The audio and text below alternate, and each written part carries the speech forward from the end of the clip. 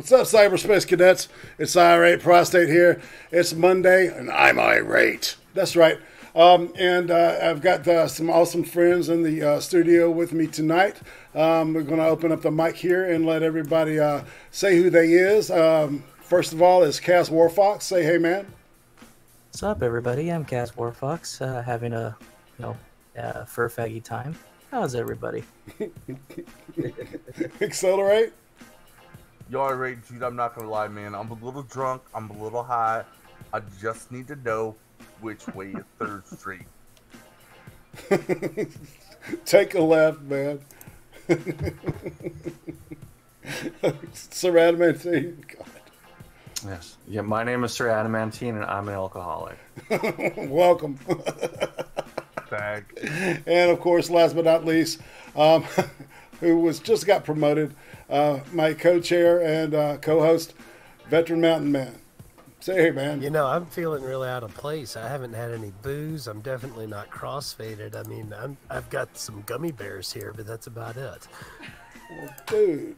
They are boozy bears, though. Now, bear in mind, Accelerate, when I said I'm an alcoholic, I didn't say I regretted it. I That's noticed, right. man. I don't know you, but I know your friends. Hey, Yeah. Adamantine, I've got the rum and coke and island rum bears from Ollie and Pops. I don't know if you know who they are, but they do booze bears. So No, they do sounds too sweet to get properly drunk off of, though. alcoholic gummy bears. Is that what we're hearing? Is that what I'm hearing? Alcoholic gummy bears. You don't usually get drunk off of them, but they definitely taste great. Holy shit. Well, yeah, all right, so the concept for this show tonight, this kind of thing is like a work in progress since we've kind of changed some of the, the people that we've been doing this with and everything. So the idea behind this is to look at stuff that happened over the weekend or in the past week that wasn't covered because we were too busy focusing on, YouTube content and fucking drama and shit like that. So what I do want to open with is a segment I'm going to call Rahm Emanuel doesn't believe that Black Lives Matter. Okay? And we're going to look at, as of this past weekend, the total count for total count of people shot in Chicago since the 1st of August is 166. 30 of those are fatalities. Man. Yes. That's ridiculous. Talk about a huge death toll. I mean, 136 since August 1st. That's a lot of people on the ground. No, they're not dead. 30 of the 166. Excuse me, I didn't make that clear. 30 of the 166 are fatalities, and the rest are injuries, or wounded. Sounds racist to me. So, well, that's why I said Rahm Emanuel doesn't think Black Lives Matter. He's the mayor of Chicago, so I figured, yeah, he's the one that keeps taking guns away from people and trying to pass ammo taxes. It doesn't make a goddamn lick of sense, does it, man? Nope. It's one of the highest, right? It's one of the highest gun fatality rate. It is the highest, I guess. I didn't go to check into the numbers because I really had just stumbled upon this shit like an hour before I was getting ready. But I figured it was something that we could all talk about, man. Well, no, the problem is there's too many racist cops driving around shooting all these black guys. So nice one, Excel. Nice one. Yo, dude. I'm just stating the facts. The Rahm Emanuel version of the facts, man. Like I'm being his defense right now. Oh, so you're a Rami. So yeah, so you like the Rom-fi? Yeah, he's a Romunist. Ramen noodles are fucking fantastic, man. They got me through college. Not that Rom, dude. Oh man, the one that helped co-write the Obama aid. I can't remember the name of it now. Obamacare. Oh shit. These guys are so fucking funny. Why are you gonna bring Obama up? Is it because he's black? I know he's a native Chicagoan, kinda. I mean, you People know, are dying in Chicago because we're not sure. black guys died in Chicago, and Obama's like, "You're a racist fucking freak." Well, we're not sure if he was. Get your fucking Tea Party shit out here, dude. Just get it out. Hey, I rock out with my Galveston out, okay? By the way, I'm laughing with him. Like, I know. Dude, I'm libertarian as fuck, man. Dude. I'm digging the four. Like, the worst mistake America ever made is not voting for Ron Paul in 2008. You know, I'm not going to say you're wrong about that. You know, I would have loved to have seen Ron Paul in 2008, man. You're just like, especially after seeing like time pass by, like that would have been a great step in the right direction. It really would have. Well, I gotta just say, Irate, having been to Chicago many, many times, it's incredibly simple to go there and be completely safe. You simply either stay in the downtown or you stay in one of the good suburbs. So I have a hard time not viewing the murder rate in Chicago as being anything different than the human equivalent of a self-cleaning oven. Oh, I see what you're saying. So it's like nature's way of thinning the herd. It's people. I'm not talking about innocent kids. I'm talking about adults. It's people who chose to live and presumably be part of a culture that's gone awry. Well, one of them happened after one of the not mass shootings, but one of the main big shootings this past weekend was after a softball game, and people were fighting over the fucking game, and then the guns came out, and a woman was shot in the leg. I think a little kid was shot. But I feel sorry for the kid. Yeah, no shit. I don't know that I feel sorry for the woman because she's probably dating one of the guys that were involved in the gunfight. Yeah, it's like sorry for that. Hey! You know, some of us in this room actually carry, right? I mean, I've never drawn my carry gun to start shooting at people. Yeah, but I would assume that you carry yours legally. Well, I do have a permit for mine, but I mean, I've even carried without a permit there, Sir Adamantine. Of course, yeah, I spent years. All right, well, let me rephrase that then. I'm guessing that if they performed a ballistics test on your gun, it would not match any unsolved homicides. I would definitely say that is true. I do not have any firearms, to the best of my knowledge, that match any unsolved murders. So I've owned mine for quite some time, and I bought them brand new, so I'm pretty sure that's a true statement. So that could be a large differentiator between you and like the people who decided to get in a shootout over a baseball game. And I don't disagree with you there. I'm just saying, you know, not everybody that carries a gun shoots up ball games. Oh no! Don't get me wrong. I'm very pro gun. In fact, I think everyone should have one. But who was it that said if everybody carried guns? Was that Mark Twain that said that? I can't remember the exact quote. People would have better manners if everyone had a gun. Yeah, exactly, something like that. But yeah, so I'm gonna be. This is gonna be kind of a regular thing now. All right, so I'm gonna give the weekly body count, and we're gonna give because we've got one more week, I guess. Actually, we've got 2 more weeks, don't we? Technically, until I think the 1st of September is next Friday, right? The 1st of September is a week from Saturday, Irate. Okay. The 31st is Friday, the 1st is Saturday. All right, gotcha. All right. In fact, that Saturday, I will be rolling out of Portland with a trailer behind my Jeep so that I can get the GTFO out of Oregon. And coming to where Mama called you, man, back home to the South. And we'll welcome you with open arms, my brother. Well, of course, man. I'm bringing guns, I'm bringing booze, and I'm bringing money. Of course, y'all are going to open me with You need to bring your bitches, too, man. Your women. I mean, excuse me. I meant women. I try to talk in a civilized manner, speak with, but you can, speak with appropriate civility there. That's correct. So, And the second thing I wanted to talk about is this shit called monkey dust. It is a drug. It is not. I'm not referring to the 12-episode TV series that appeared in the UK.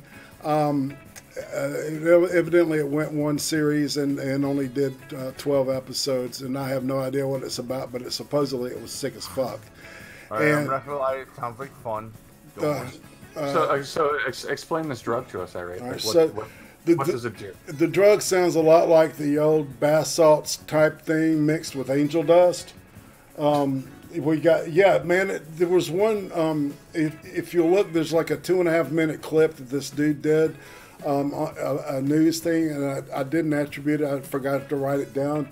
But it showed this dude standing on top of this fucking 2-story building, right?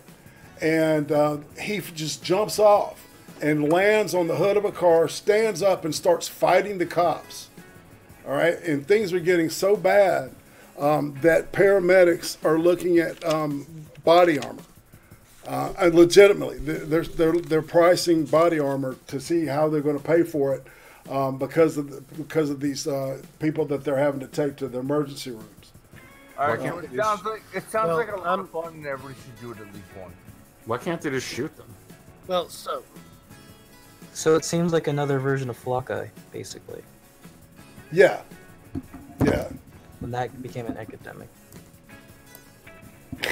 So, guys, I've actually got an article here from the Devonshire Times. Okay.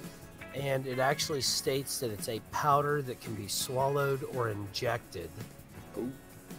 It leaves the users suffering from extreme paranoia and violence.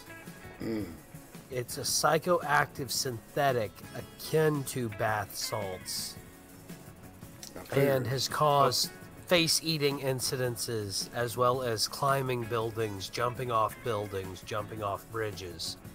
There have been more than 950 reports in the Staffordshire area alone related to this drug in the past 3 months. But by the way, Irate, you have a celebrity in chat. Oh yeah? Who's in the chat? Mr. Suit Yourself himself. Suit Yourself. Wow. What's up, Suit? How you doing? Fantastic. You want to come in and hang out with the Suit? You're more than welcome. This doesn't happen every day. Yeah, man. You're moving up in the world. He's such a fantastic mate. I'd love to talk with you, mate. Come on in. That's an invitation, and that was an imitation as well. This is a sincere form of flattery. So, Suit, if you want to pop in, just hit me on Discord. We're in the Discord right now.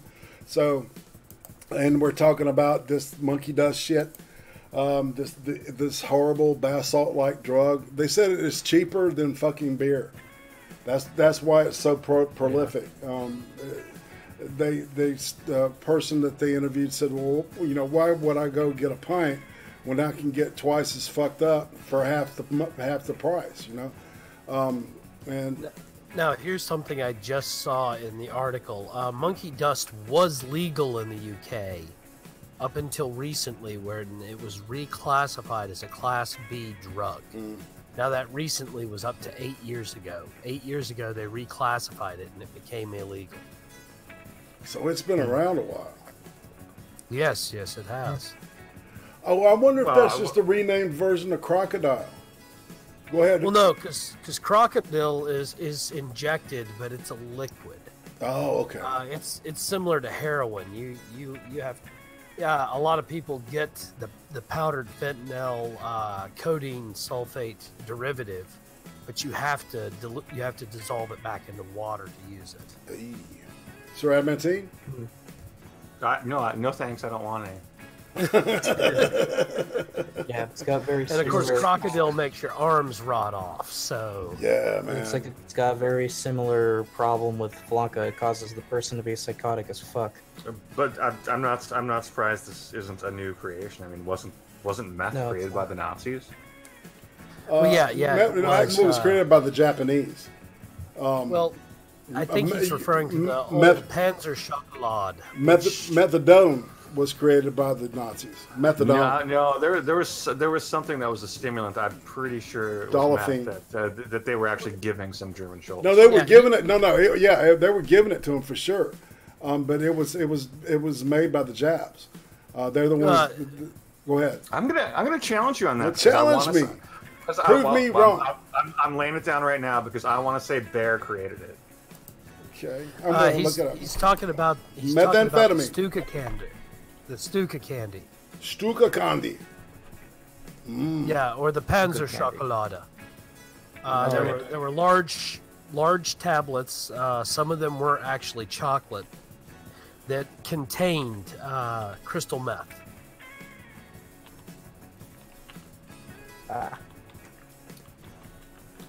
But we need to know what country created it. All right, crystal methamphetamine. All right, here's the Wikipedia. I'm pulling it up. Stimulant, was discovered in 1893. Let's see. I'm not sure about the aphrodisiac quality. It was used as a nasal decongestant. Yeah. I'm not seeing where it was designed, where it came from.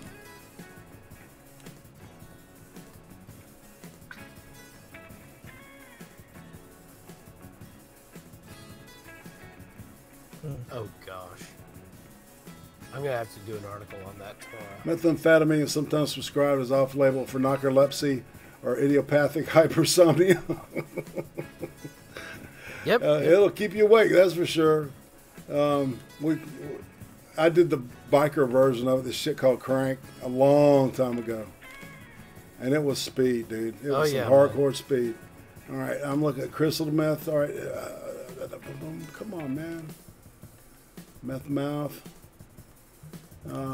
which is hot.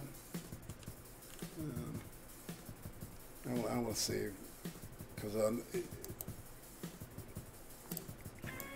you're right. It was the Japanese. It was?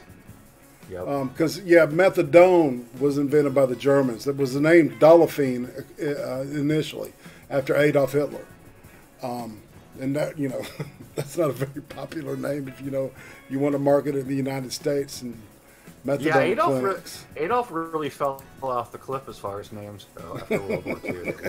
No shit. Well, what's really funny is people still don't realize his final solution was actually the eugenics project that the Democrats were proposing back in the United States in the 1920s. He came to the U.S., met with a bunch of Democratic Party leaders, saw a bunch of their policies that they were pushing, and then went back to Germany and pushed them.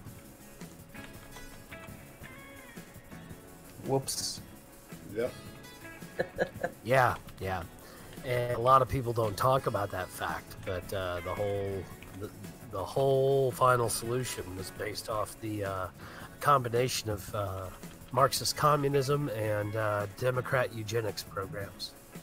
Doesn't this relate back to the chick who created Planned Parenthood? Yep. Yep. Yeah, she relates back to Planned Parenthood. She was a strong eugenicist. Yes. Her deal was if you give it to if you sterilize all the poor people, then you will breed out their laziness, and their that's where she was coming from it. So she was all for hitting African Americans. She didn't give a shit. If you were poor, she wanted you out. It was to her it was proof that you were lazy. She supported sterilization of anybody who couldn't support their children. Exactly. Her definition of support was pretty stringent. We're not talking about you could afford to put food on the table and keep a roof over their head.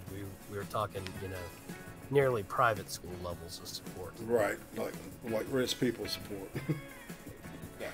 Man.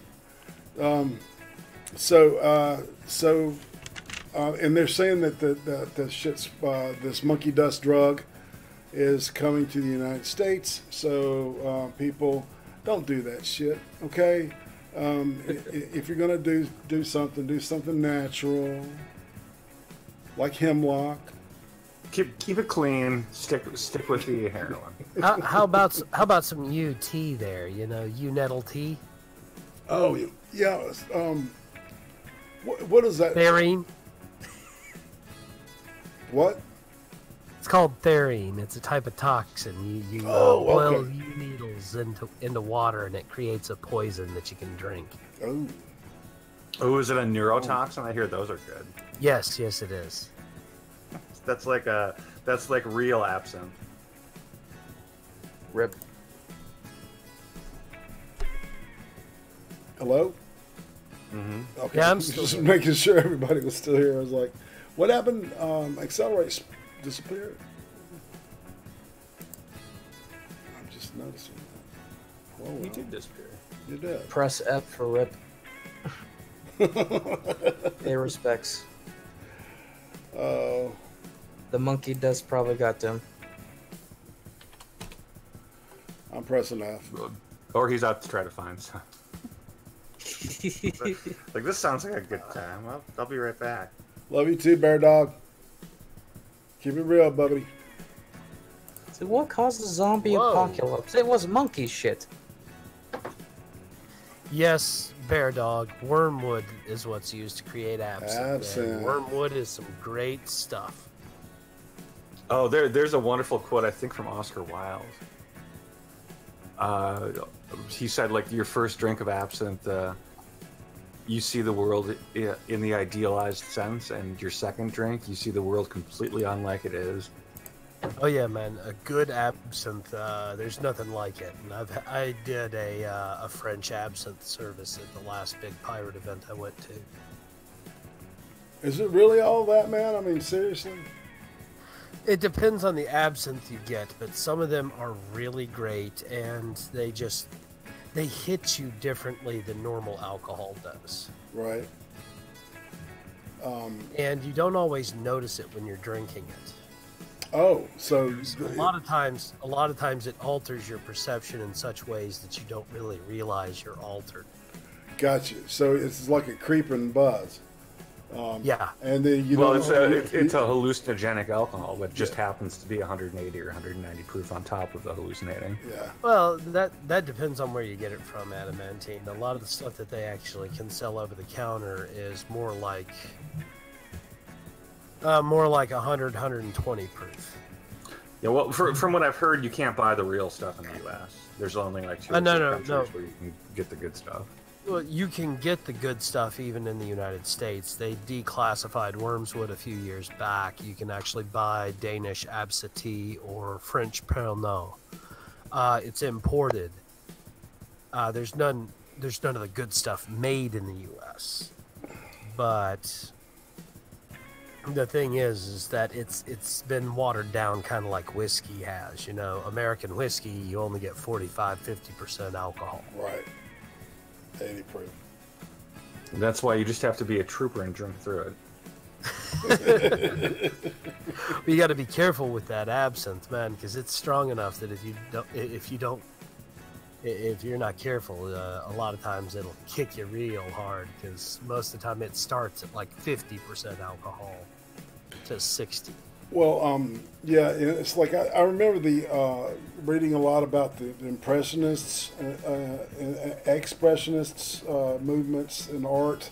They were real big about, especially Van Gogh was a big absinthe drinker, and a lot of people say that it kind of tints everything in a yellowish tint, and they said that that's where his yellow, like overbearing yellow paintings are all he painted them all under the influence of absinthe. I don't know if that's true or not.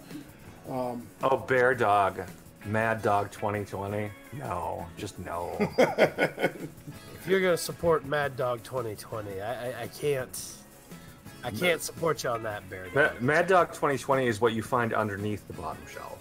Yeah. Yeah, it's what they prop the bottom shelf up with when it's wobbling.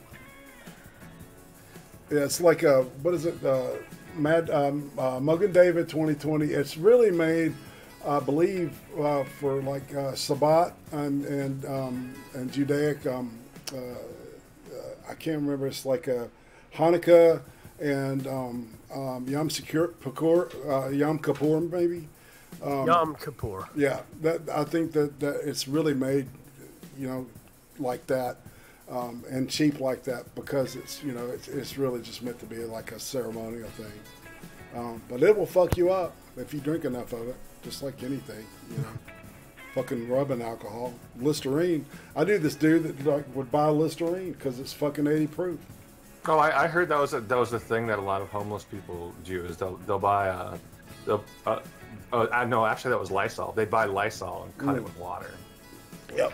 See, I don't know where you're at, Sir Adamantine, but the drink of choice in Portland is Sterno. Oh God, Jesus! You're really licking the bottom of the barrel if you go to that. Yeah. Because it's $3.95. It's $3.95 a 10, and it'll keep you fucked up all day long. Yep. And, that was Irate's probably the only other person who remembers this because we both like old movies. But the Andromeda strain. Mm-hmm. The reason that one guy didn't die was because he was drinking Sterno. It made his blood too acidic. And the I remember, I worked out a detox for a year, and I'll never do that again, by the way. But I had a guy, I was a biker, that used to drink like a shot full of antifreeze, right? And he said he would stay fucked up for 3 or 4 days off of that shit from drinking it. Oh yeah, the glycophates. Yeah, that'll kick you in the teeth, man. Well, and steal your lunch money after. Yeah, exactly. It's some shit. Well, that man, he talked like this, man. He said, "Yeah, man. You do a shot of that shit, you'd be fucked up for days, dude. It's awesome." That's right up there with robo tripping and shit, man. Yeah. Oh, I actually did that back when. But before I think I hit 20, or maybe it was right around the time I was 20. But yes, I did. I took that Robo Train, the dextromethorphan. God, I can't speak English tonight. Dextromethorphan. Yeah, that it was almost like being at the end of a tunnel. It was weird. Never do that shit again. Yep. Don't drink antifreeze. Don't drink fucking Robitussin more than the what it tells you to. Stay off the Sterno. Stay off the Sterno, people. We do not advocate any of this shit. Maybe absinthe, if done under proper supervision. Definitely don't do the monkey dust or the crocodile. We really do not recommend those, and stay off the moon rock. For fuck's sake, no.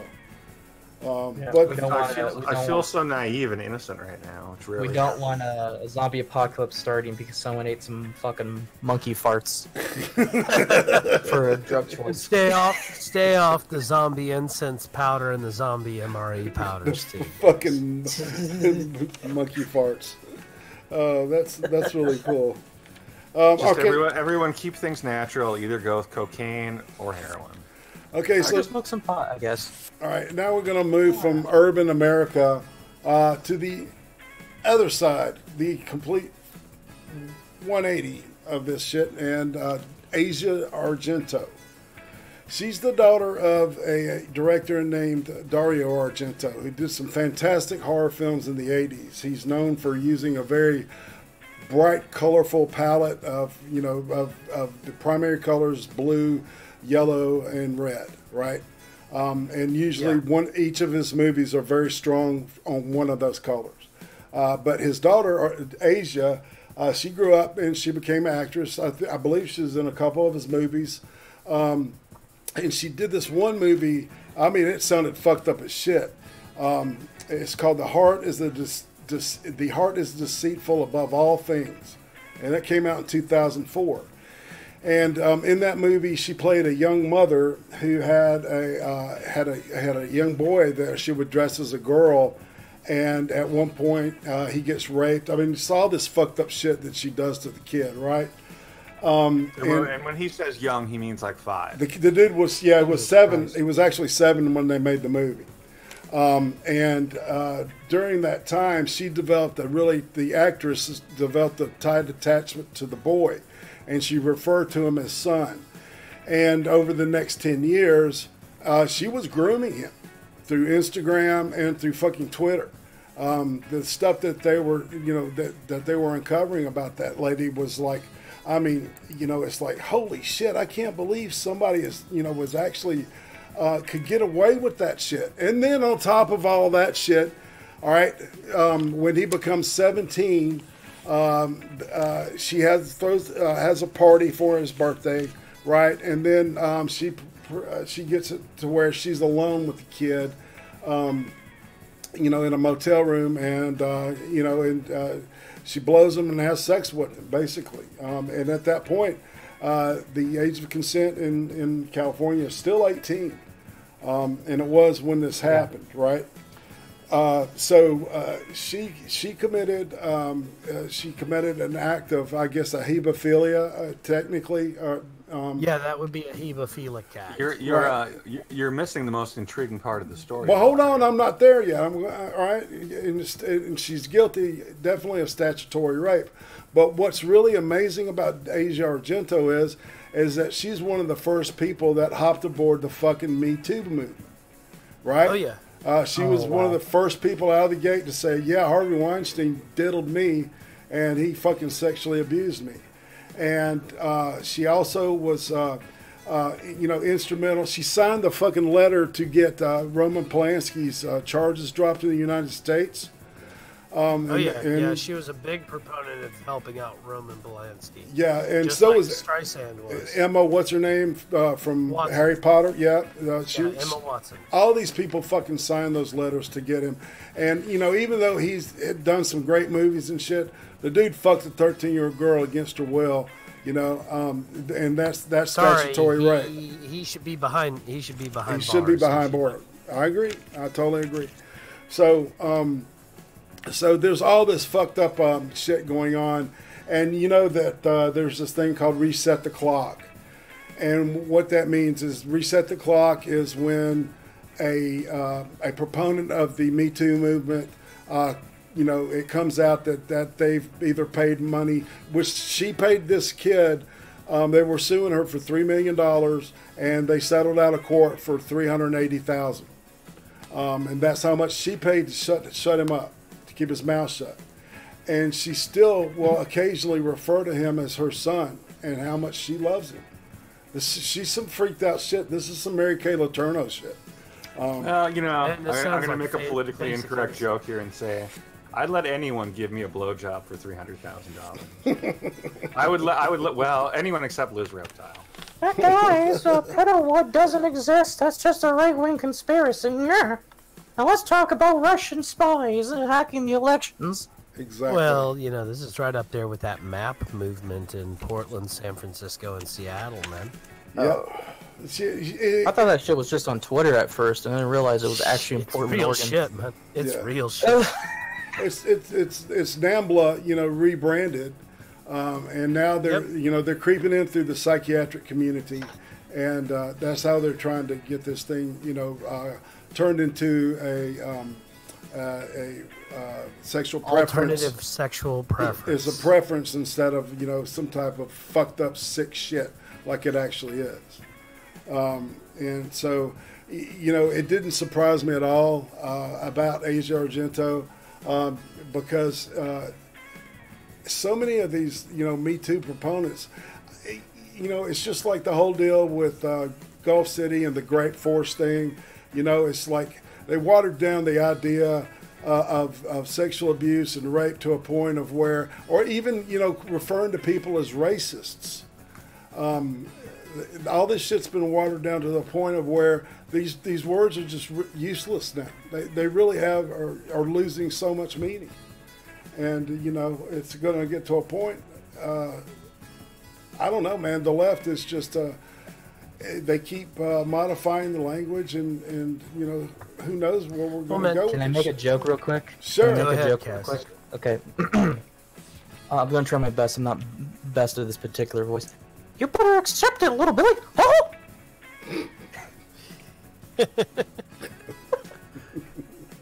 Thanks, Mickey. I mean, if you go back and you read Alinsky, it all makes sense. It really does. Yep. Because in Saul's book, where he talks about radicals, rules for radicals, and revelations of radicals, he's talking about how you have to use language and culture to dilute your opponent's abilities to resist you. Right. And then through activism. And he also said that you've got to hold your enemy, in quotes, to their own standards that they've created, and that's why when this situation happens, we have to react with now she's guilty. There's obviously some fucked up shit going on, and if she's not exonerated by the kid, then we have to assume that she was guilty, or she wouldn't have paid him the money. When people argue that the only thing that her being so rich and her father being so rich is that they pretty much had an empty pocketbook.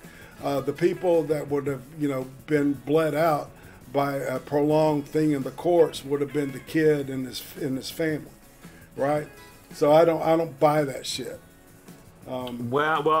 Technically, to play the devil's advocate here, okay, there are situations for famous people where it might be in their best interest, even if the person doing the accusing is lying. It may just be simpler to settle and get rid of them.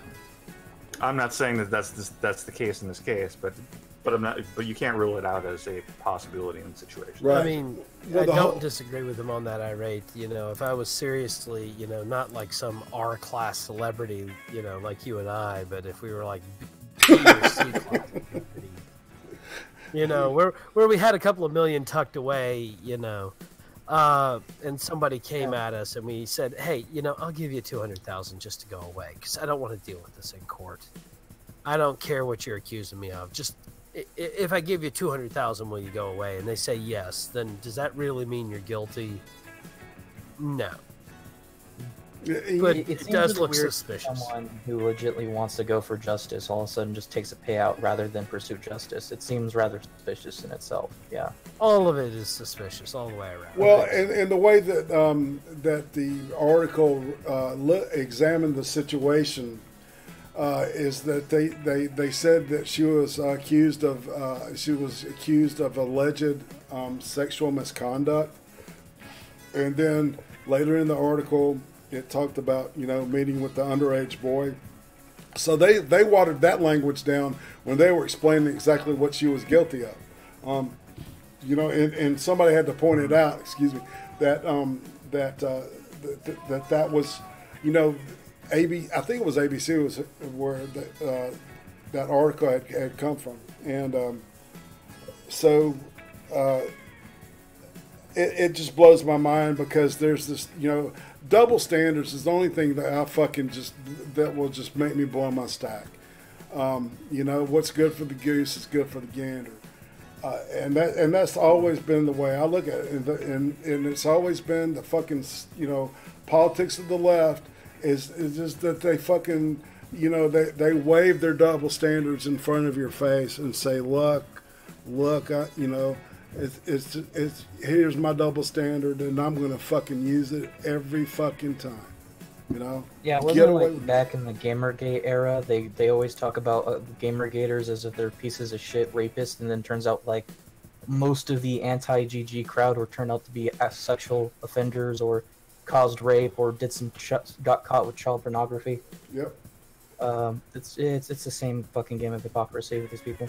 Exactly. Well, if you also look at it, man, a lot of those male feminists, there's a huge amount of sexual deviance and, rape. Well, those are generally the women beaters and rapers. And it's really odd because they turn around and they claim that they're for women equal treatment and such, but then they assault the women around them. It's it makes you wonder. Yeah, of course. It's really the victims. That kid is going to be scarred forever, even if he enjoyed it. There's this double standard that it's okay. For young males, it's almost seen as a rite of passage to lose your virginity before a certain age. But if when it's a female, it's a completely different approach. But because of pregnancy and shit, I get that. But still, well, it's not just that, man. After the sexual revolution of the late Stone Age,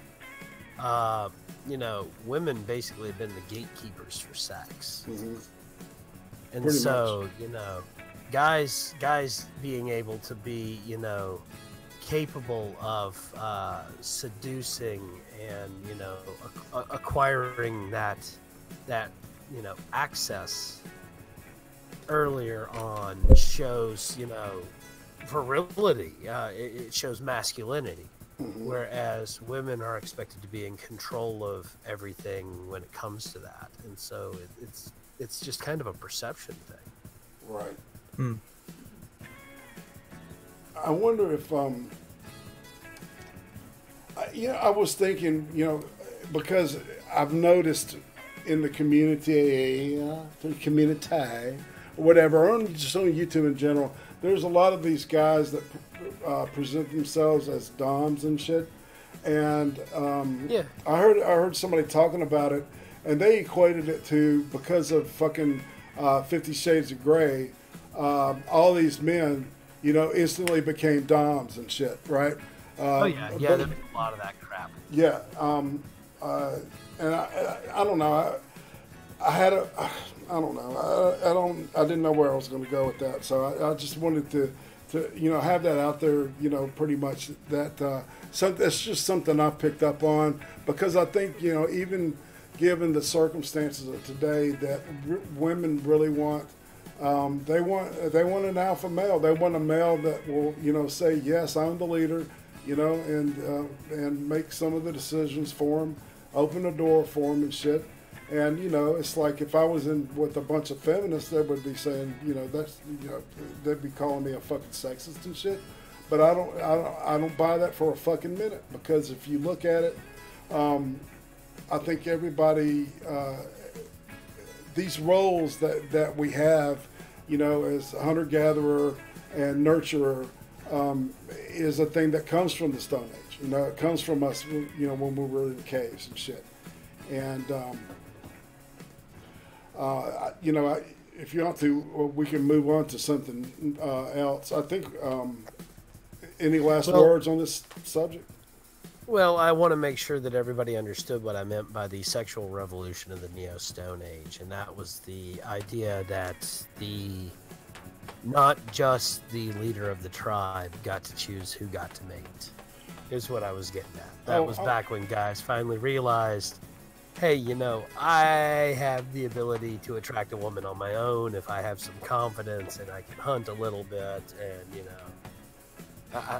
I'm nice to her and I smell good, Right. As opposed to just the leader attracting me. Oh, I thought you were referring to the 60s. Well, that was a different revolution. Well, no, he specifically said smell good. I don't think that happened in the 60s. I will agree. We're talking Neolithic. A lot of really fucked up degeneracy. Yeah, we're talking Neolithic Stone Age era, guys. I'm pretty sure the average caveman smelled better than the average hippie man. Possibly. At least the caveman probably washed himself once a week or something. What's the old joke? You want to hide 50 cents from a hippie? You put it under a bar of soap. Yeah. Or I guess we'll round it up for inflation. Say $10. All right, so now we're going to move over. All right, so Brennan, the former CIA director, lost his clearance because of erratic behavior. That was definitely, you could tell that the way that they, the way they verbalized the language of it was definitely a legal thing. Right, to get, so they could legally, rescind his clearance, right? And so he was on Rachel Maddow recently, and there's an interesting exchange that took place between them, because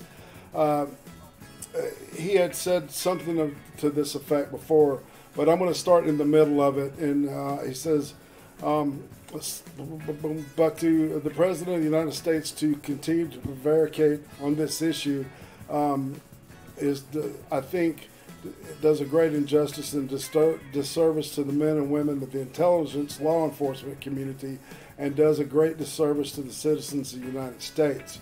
Prevaricate means to lie. So he just called him a liar right there. And that's why I said that it was nothing short of treasonous. I didn't mean that he committed treason, but it was a term that I used, nothing short of treasonous. Listen. Wait, no. Yeah. All right, so Rachel Maddow goes, but you didn't mean that he committed treason? And he said, I think it was nothing short of treasonous. And that term, that was the term I used, yes. And she said, that's if we diagram the sentence, nothing short of treasonous, it means treason. I mean, the reason that's like irate if I say you're guilty of nothing short of murder.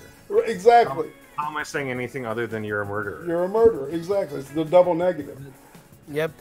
Well, and here's something I wanted to bring up, guys, and this is something that keeps getting lost. I did a video on this about a week ago. Security clearances aren't a frickin' right. Nobody, whether currently in the government or retired from the government or fired from the government, is entitled to a security clearance. Right. No, the whole concept of the security clearance is that the administration has trust that you are not a security risk. Correct. Beyond the average citizen. Now, this guy was making it sound like he had dirt on the president and he could confirm that he was up to shady stuff, and he was using his security clearance to give that clout. Well, he was also leaking information. And he was leaking information which violates most security parameter protocols as well. Right, and there was another thing that they were saying, that he was profiting from his from his classification. I mean, not classification. He was profiting from his clearance. Well, that's what everybody does to some extent when they get out. But they shouldn't be able to. Well, to be fair, man, I've had companies hire me because I can hold a federal security clearance.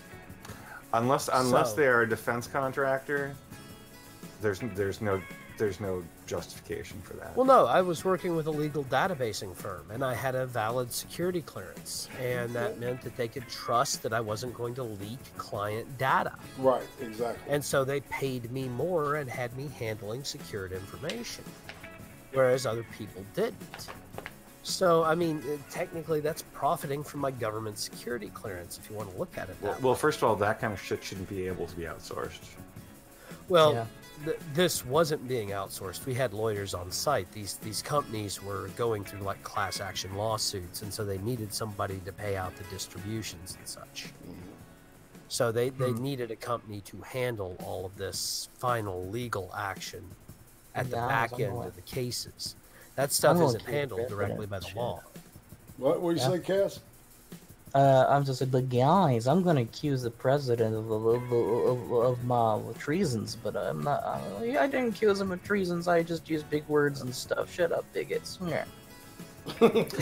And by the way, can I just say, that guy looks crazier than the crazy one who just got fired. Well, and listen to what he says, okay? It says, hold on. I mean, and Rachel Maddow keeps on going. She goes, I mean, the treason. The reason I'm bringing this up is because when you say I know what the Russians did, when you knowing what the Russians did, observing the president's behavior, you go to the word treason, suggests that the president may be, and then he interrupts her, the president maybe, and then she continues serving a foreign country rather than our own. He goes, well, yes. I think that he crossed the line repeatedly in terms of his failure to fulfill the responsibility of the office. And to see, this is all the fucking legalese, man. And to look. Yeah, that's a lot of prevarication there. There's not a whole lot of substance. Exactly. So once again, I can completely understand Nebulous. the administration revoking his security clearance. Once again, it's a privilege. It's not a right. Correct. And if he's basically lying on television, and the administration knows he's lying on television, revoking his security clearance is a standard cause of action. Because just everyone bear in mind, by the way, Chelsea Manning had top secret clearance too. She did before she got caught. Yeah. It's not like it's a guarantee of trust. No, it's not. It's a you've never been caught with your pants down before. Yeah. Well, and I was going to say, you know, I knew guys in Germany that came back from Kosovo, and they were out one night at a bar. They got approached by a couple of women. The next Monday, they were in front of their commander and having their security clearances suspended because the women were known Russian operatives. Oh, wow. They didn't know. Oof. They didn't reveal anything. But their security clearance was temporarily suspended until they could prove that nothing happened. Why? Because they were Russian operatives. So the idea that, you know, security clearances are some sort of right, they're not. They're a privilege. Okay. And clearly one that could be easily revoked if you fuck up just once. Yeah. I mean, an extremely easy one to revoke. I mean, yeah, so exactly. I don't understand. I don't know if you're going to call someone, like even the president, a traitor. You better have some fucking evidence. That's for sure. So yeah, going around lying to people like a piece of shit. You better either own up or accept the fact you're kind of a sleazy little cunt. Well, you know what he does later. Later in the fucking later in the interview, he blames his quote Irish temper. You know, I'm just gonna pop off at the mouth and use legal language like that because of my Irish temper. Well, and I mean, if you're playing that kind of crap, I mean, most people who play that kind of crap in an active role in the government will have their security clearance revoked. So just because he's no longer active in the government doesn't mean he shouldn't have his revoked either. You know what he looks like, though? He looks like the old guy neighbor that when you're a kid you accidentally hit your baseball into his window and he won't give it back because he's just that much of a... I was gonna say he looks kind of like a human weasel, but okay. Yeah, yeah. That's probably what his persona would be if he was a furry. It'd be like, oh, that's pretty accurate. You're a fucking weasel. Weasel or a ferret? Maybe a rat. You know, sewer rat probably. I could see a rat, a Norwegian wharf rat.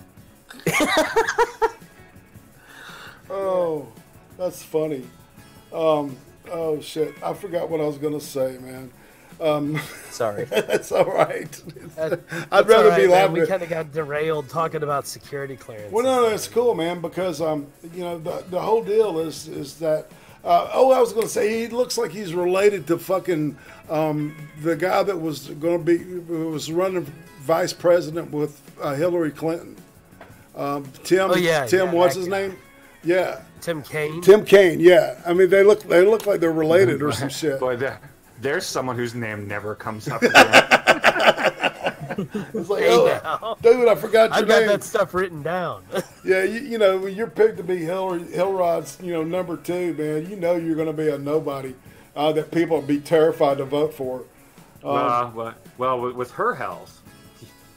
Yeah, exactly. Very easily could have been Can president. you imagine this shit, man? Oh, I'm drunk. Oh, yeah, Fuck it. I'm going to sit and push the button. Boom. Oh, fuck. Well, man, to be fair, you remember when Gore was vice president, don't you? Old mumbly Gore, you know, the crazy nutbag from Tennessee. Of course I do. I mean, come on, Mr. Mountain Man. Aren't we going to be under ocean right now and burning from the flames of the sun? Well, exactly, I said the movie said 2015. What I meant to say was 2115. I had my numbers crossed.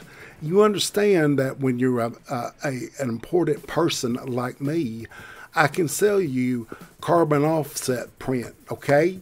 And what does that mean? That means for $5,000, I can give you a certain number of carbon offsets.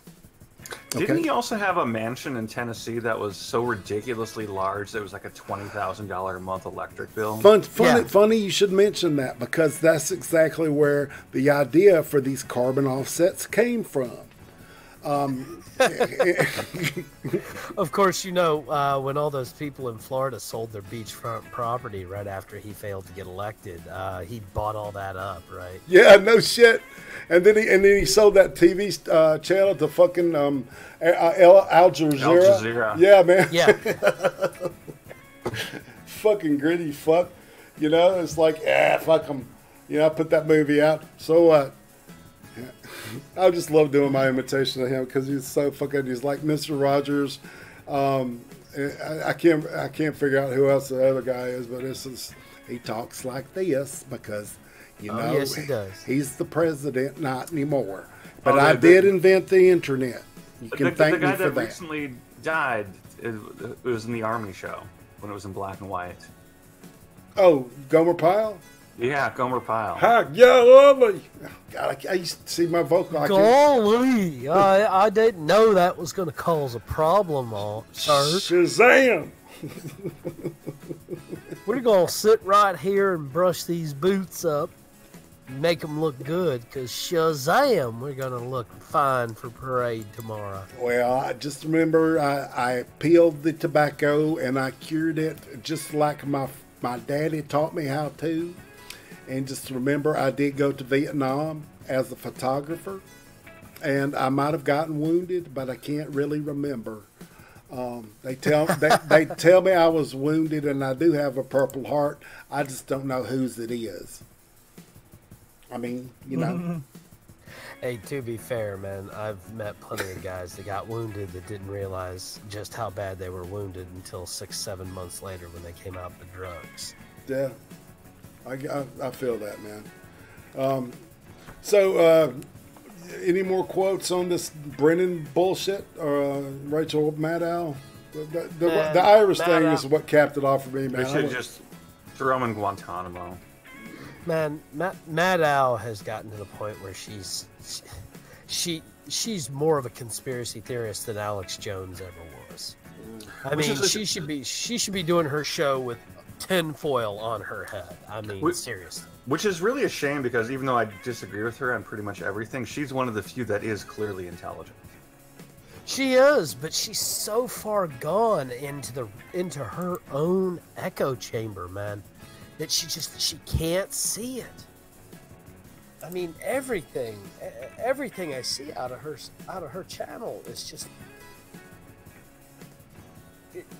it's all insanely left progressive. Well, she does have one thing over all of the CNN hosts who compete against her, which is there are actually people who watch her. True, I'll give you that. I mean, the only reason I watch CNN is to mock it. Well, and their open bias, you got to give them credit for that. That, you know, it's like they don't make any bones about that. You know, where their political leanings are. They don't go under any kind of auspices of fairness or anything. They're like, you know, we're left. Fuck you. You know. Exactly. And I'm okay with that. That's respectable, if not wrong. But the whole CNN thing of, you know, we're fair. Come on, right. No one believes that. Yeah, no shit. Come on, guys. They were called the Communist News Network and the Clinton News Network back in the 90s. Anybody who thought that they were fair and balanced in the 2000s must have been drunk, stoned, or not alive in the 90s. Well, okay. All right, Mountain Man. I was drunk, so I'll give you that. But, I'll give you that then, man. That's a reasonable excuse. But I will say, I always, for years before, I always heard like CNN is so corrupt and so blatantly left, and I'm like, I remember thinking, well, yeah, they're definitely towards the left, but I don't think it's that blatant until I started watching like the early parts of the last presidential election. Oh man! And then I'm like, God, they're every bit as bad as everyone ever said they were. Well, that whole Candy Crowley thing. Like they had those interviews, and all of a sudden, when the person was making a good point against them, all of a sudden, like, oh, well, the person's cut off. Oh, it was just an accident, guys. It was just the satellite dishes. No shit. I remember the night of the election. I was I was my friend and I were like watching all the coverage and what was going on. We were talking on the phone because we live in different states, and you would have thought that Twin Towers just fell again based upon the reaction of CNN. Oh yeah, man! I was watching RCP, CNN, and MSNBC all at once from my laptop, and I mean, just the read that I got, and it was all in tandem because I had all three going at once. Yeah. It was just great. Man, nothing tops that fucking Lacey Green tirade on Twitter, you know. Oh yeah, and then the thing that, you know, well, that happened. That whole video, man, that was funny as shit. Sir Adamantine, if you thought that if you thought they got bad right at the beginning of the Obama era, go back and look at the interview they did with Hillary Clinton about the bimbo eruptions during President Clinton's term. Right. The right-wing conspiracy speech. We're talking about his womanizing? Yeah. All right, I'll give him credit for this. First of all, I didn't like Bill Clinton as president. I thought he was all right. But he was very middle of the road. He was not. Yeah, he worked with Congress. You know, right? But, he got the houses to work with him, man.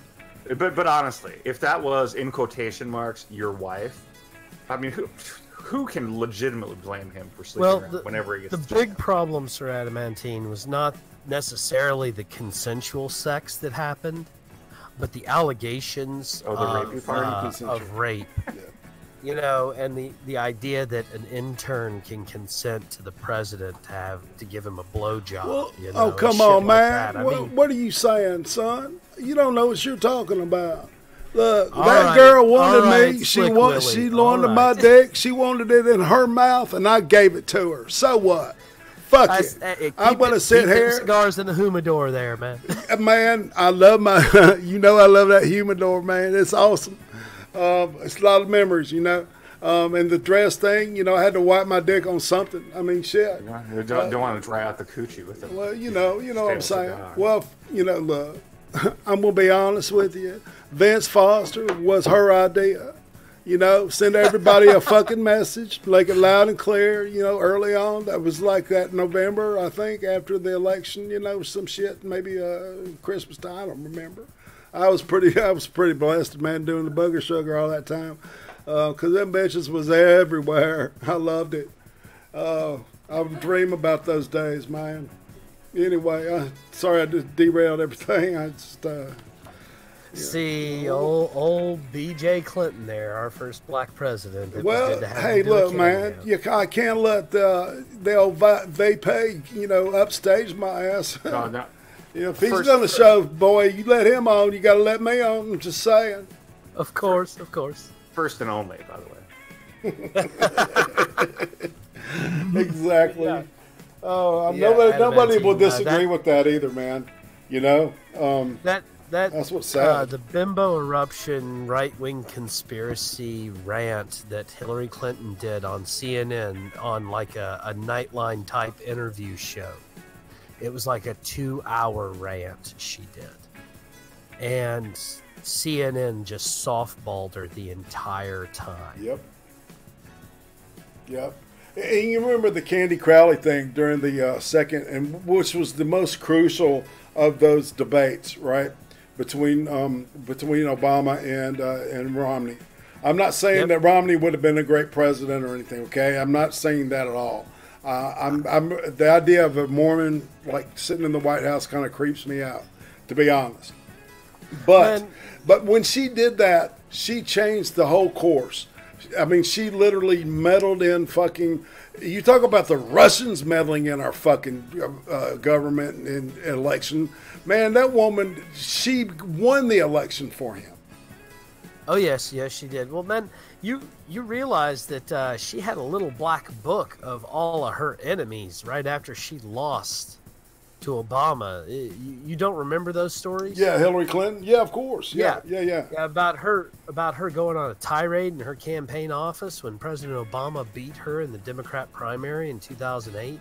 Oh, that was nothing to the election night, man. They said that she was throwing ashtrays and shit Oh yeah. I remember hearing about that too. But I mean, she was getting her little black book together, and she was going to go after everybody that had turned against her. Yeah.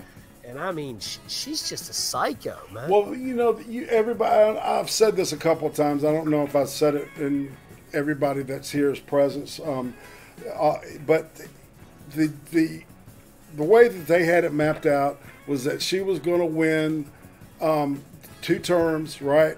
At the second term, Obama would be her VP, and then he would be the next 2 years.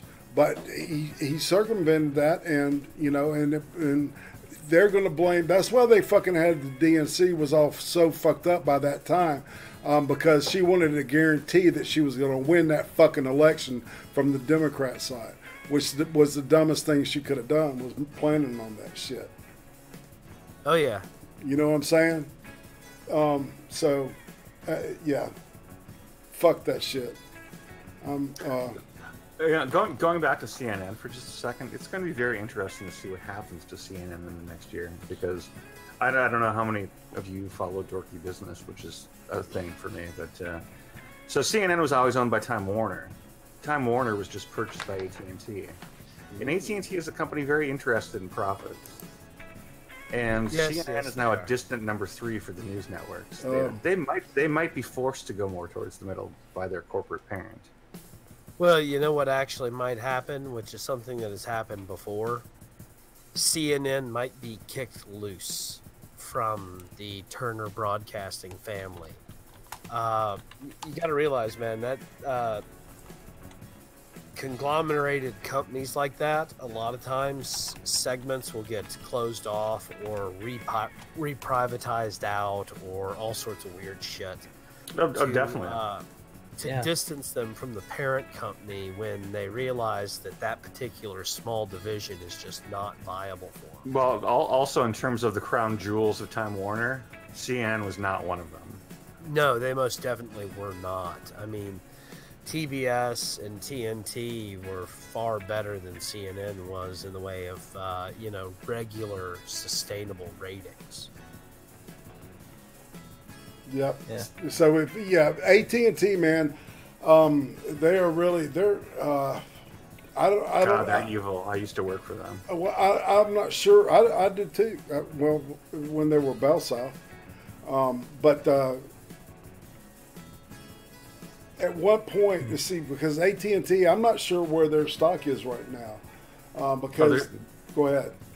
Their stock has been in chronic free fall for the last decade. That's what I was thinking. They just keep buying more and more. Right, exactly. To plug the hole, because nobody has telephones anymore, and there's no scam for long distance or any of that shit.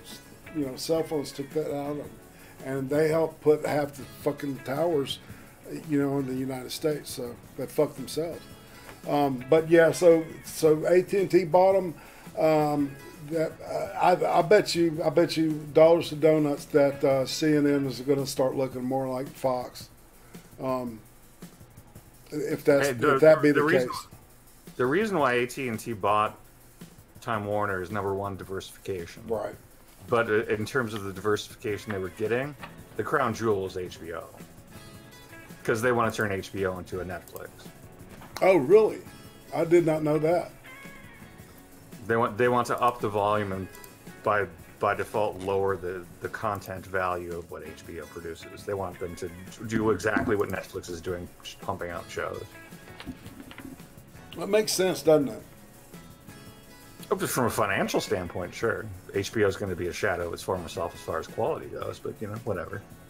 Yeah. Well, I want to move on. Oh, go ahead, please. I was going to say, realistically, stations like HBO, Showtimes, and Cinemax have reinvented themselves time and time again over the past 40 years. So it'll probably go down in quality for a bit, and then it'll figure out where it's going to thrive with what it's got, and it'll pick back up eventually. No, the thing with AT&T is it never ends well. Yeah. No shit.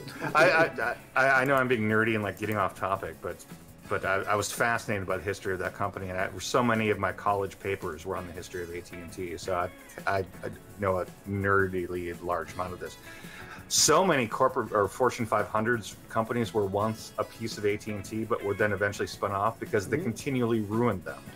Yeah. They bought them and like, we're redoing ourselves. They failed utterly. They lost billions or tens of billions of dollars, and they spun them off at a fraction of what they paid for. Right. Most of Comcast today was owned by AT&T at one point in time. Weren't they running? I'm aware. Weren't they running on a corporate model that was like from the 40s or 30s, man? Well, they originally were working on a corporate 30s model, yeah. Well, it was a company that probably not long ago finally got rid of all of the people that were used to being a monopoly. Right. They didn't need to compete. They just needed to not flagrantly break the law. Right. Probably early retirement helped with that, because I remember when I was at Bell South, they were getting rid of everybody that they could through early retirement. And you know, the AT&T itself failed so badly that the AT&T today isn't really AT&T. You know that, right? What was the company that ate them up? It's SBC. Yes. Which was a spin-off of the real AT&T, ended up buying the fragments that were left over of the remaining true AT&T. Yeah, right, because that's because of the management. Yeah, that makes sense, though, doesn't it? Yeah, that was because of the long distance wars of the 80s and early 90s. AT&T wasn't keeping up, and well, right, but you see, here's what AT&T did. AT&T, long after the spinoff, we're talking like late 90s, early 2000s, they bought two of the biggest cable companies in the country at the time. They sank billions, tens of billions in creating AT&T Wireless. And when things started going to shit, what did they do? But they kept the long distance, and they spun off the wireless and the cable. That sounds like a great decision, really, doesn't it? Yeah. They get rid of the growing parts, hold on to the dying part. It's so goddamn dumb, you know. It's like, you know, cut away the healthy flesh and let the rotting flesh remain. Well, the idea, guys, was to cut them off, let them grow for like a year, and then have them buy back the dying portion. And restructure it. That was the idea behind it. Because I remember sitting through it was a C-SPAN interview with the executive that was part of the spinoff panel. And that was what they had originally structured as the idea, but it never worked out that way. And because it never worked out that way, it looks really foolish now. Well, I just remember that when I started working at AT&T, they were worth $65 billion, and when they were bought for $16 billion. Yeah. Yikes. That's not a great return on investment. Oh, that's a butthurt. That's man. really not. You know, I can see the stockbrokers like vomiting. Probably screaming off their fucking lungs. Well, you know, the whole idea behind big corporations like that is that you invest in them, you know, for a long period of time, and but you know, that didn't work, obviously. Yeah. I'm sure it worked for some of the people that bought it in the 50s and 60s, but probably after that, you know, when they busted up, my bell was what, 72? Oh no. Yeah. No, well, they busted up. That was 84. It was, yeah. Oh, so it was finally in the 80s. Okay, because. But no, those people, the people who owned AT&T when it was the one monolithic company. Yes. When they split, they got stock out of all seven that split off, plus the remaining AT&T. That's how their ownership was, you know, split up between all of them. Yeah. Those people made a shitload of money. Because where AT&T proper collapsed, the Bell South, the SBCs, the Pacific Bell, the Ameritex, all of them did well. Yeah, and they got equal shares in all of them. Because they ate their mother. Right.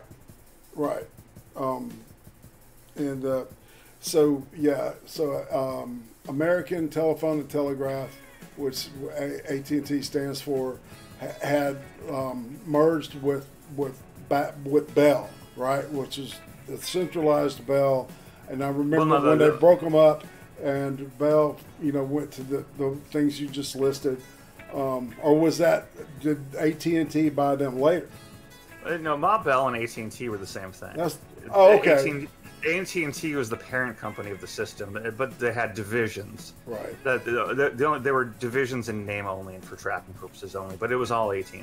That makes sense. When they split up into AT&T and 7 other companies. They eventually spun off Lucent Technologies, which was their phone making company, and AT&T was the largest company in the world at one point in time. It had the most employees and it had the highest revenue. Can you imagine? You have to bear in mind what AT&T isn't just what AT&T pretty much reformed to be today, but it's also the vast majority of what Verizon is today. That's how large that company was. Wow. Because 2 pieces that split off from AT&T form 2/3 of what Verizon is today. Can you imagine that corporation was bigger than the U.S. government at one point? I don't remember the exact number, but they had well over 1 million employees. Damn. Well, that's ginormous for a company. I'm sorry I dragged you so far off. No, it's fine. I did want to touch on this last part before we split. We got about well, you know what? Let's just go ahead and go ahead and let's talk about this for a minute. All right. Concern about Chinese influence operations on American campuses hit a new high this year after officials at Arizona State University bragged about mixing the school's Pentagon-funded Chinese language programs and its Chinese Communist Party-funded Confucius Institute. Now all schools may have to choose between Washington or Beijing paying for its students to learn Chinese. This is insane. Why do we have foreign nations sponsoring education programs in the United States? That's just... Why do we have foreign nations building mosques in the United States? I don't agree with that either, man. In fact, I've had multiple mosques go up near me. It's part of the reason I don't exactly like walking around my neighborhood without my gun on me. Because a lot of the mosques in my neighborhood won't tell me which derivation of Islam they are. Holy shit!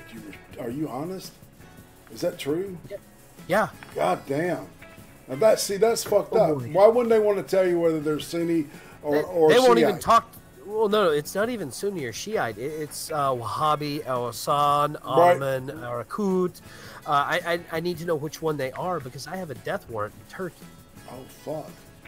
What were you doing to get that?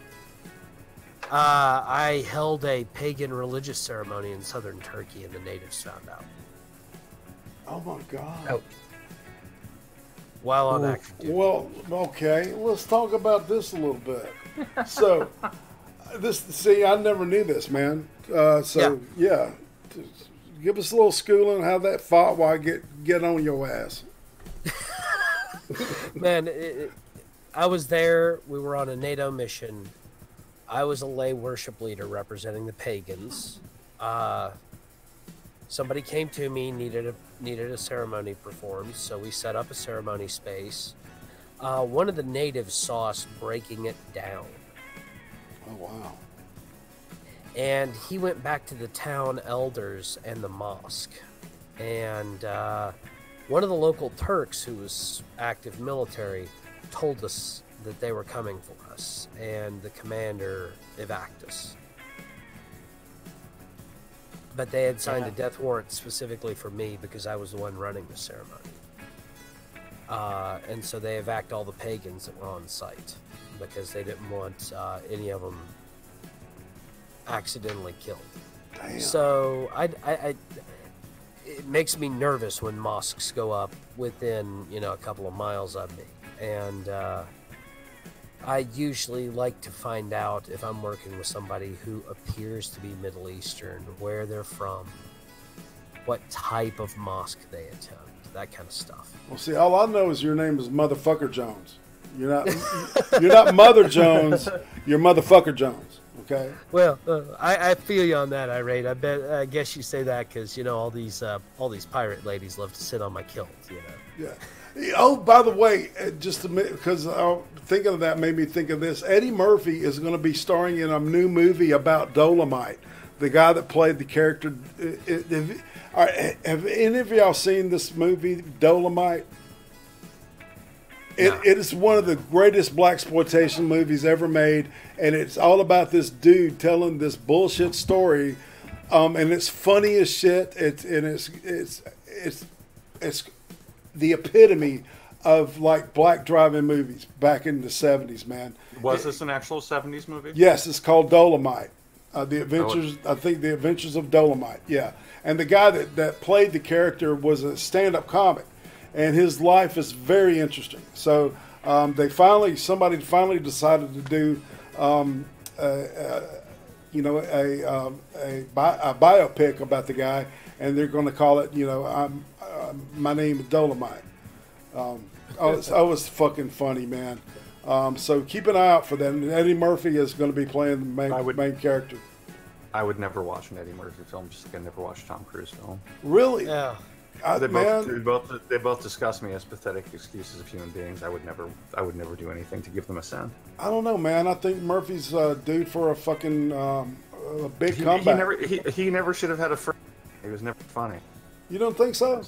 I'm sorry. It's not like I'm a prude who's like opposed to people swearing, but when that constitutes 90% of your vocabulary, that means you don't have a vocabulary.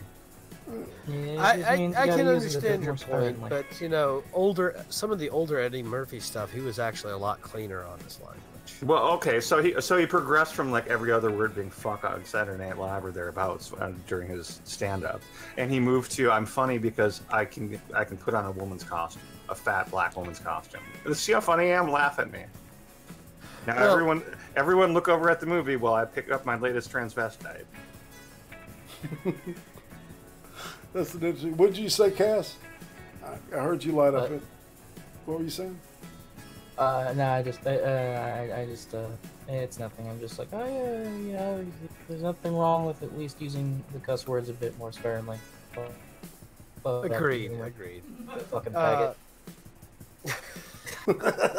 God, y'all crazy. All right. Well, I'm not a big fan of comedy. I'm not a big connoisseur of it, but I will say that one of, if not my all-time favorite, is Leslie Nielsen. I can't even recall ever hearing him swear. He didn't very often. And that's not me being.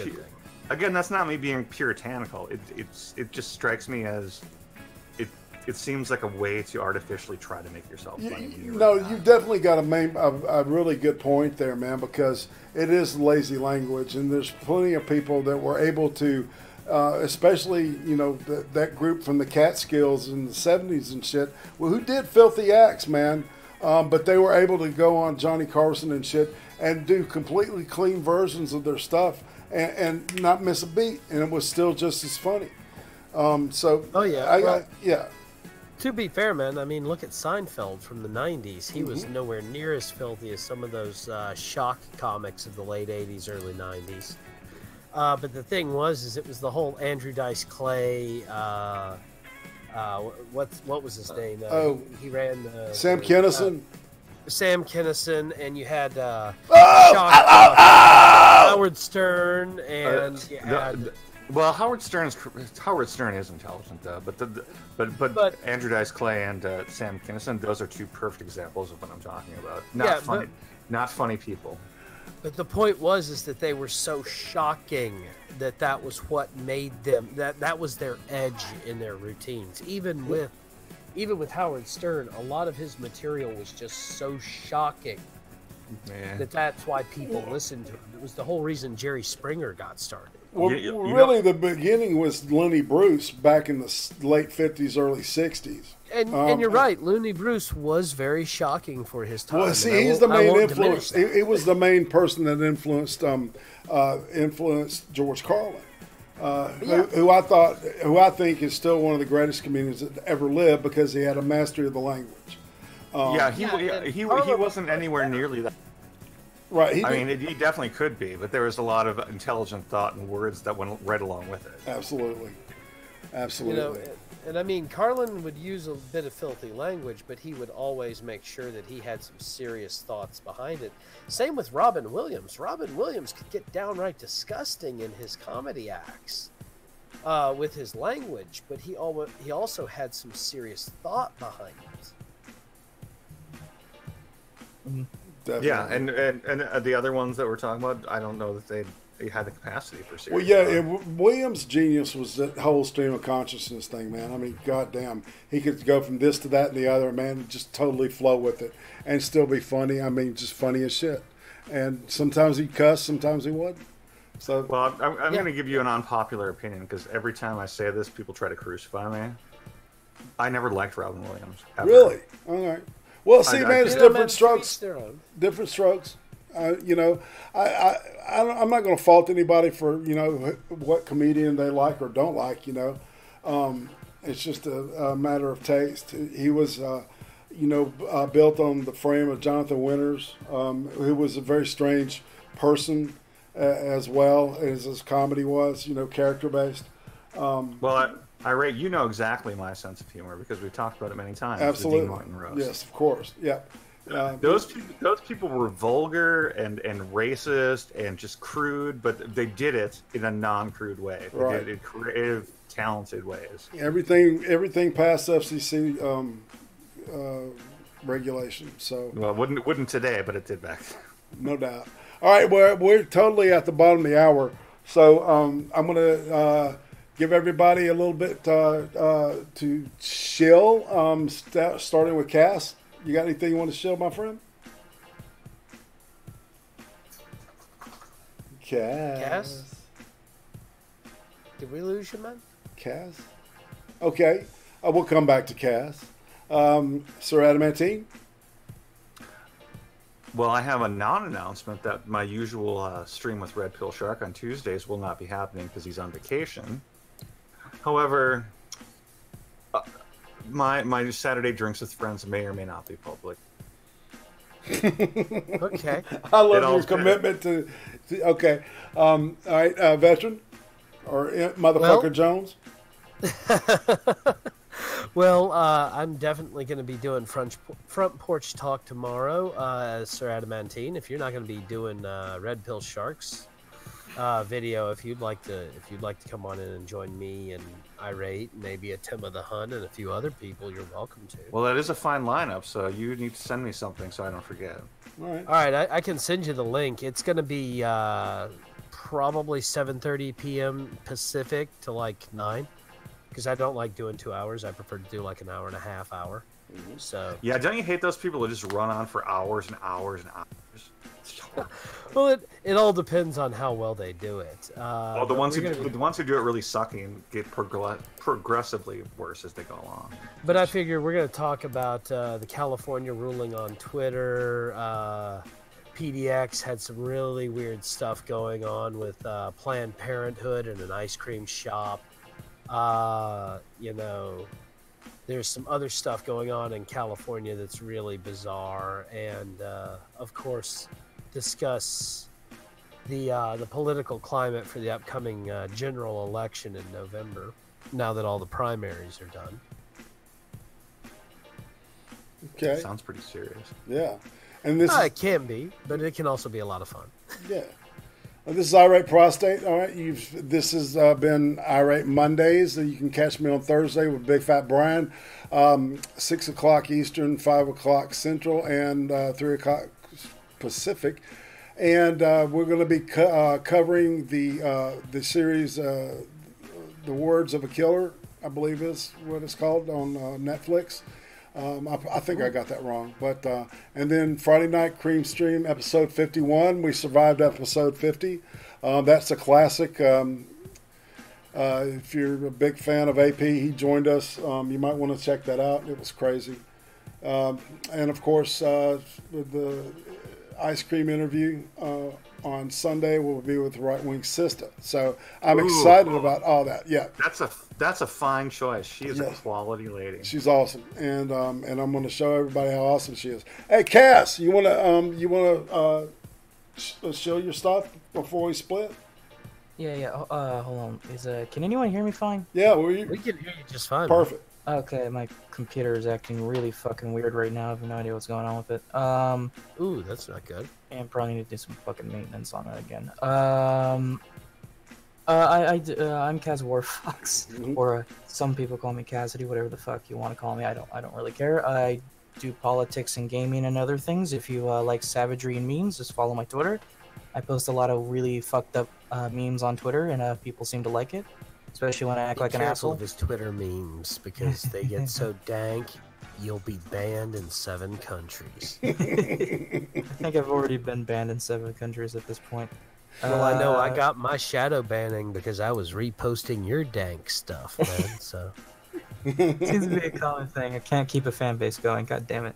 And on YouTube, I do politics and video games, and I do streams, and I'm trying to do some videos. If you're into that shit, you should try subbing and following that too. If you can handle the weird furriness, that is. All right. Well, that's it for me and everyone else here. So this is another one in the bucket. You've been watching Irate Mondays with Irate Prostate and friends. And we'll see you hopefully Thursday, Friday, and Sunday. But, of course, this time next week. And this is Irate Prostate saying I'm out. And thanks for showing up and watching this. Take care, y'all.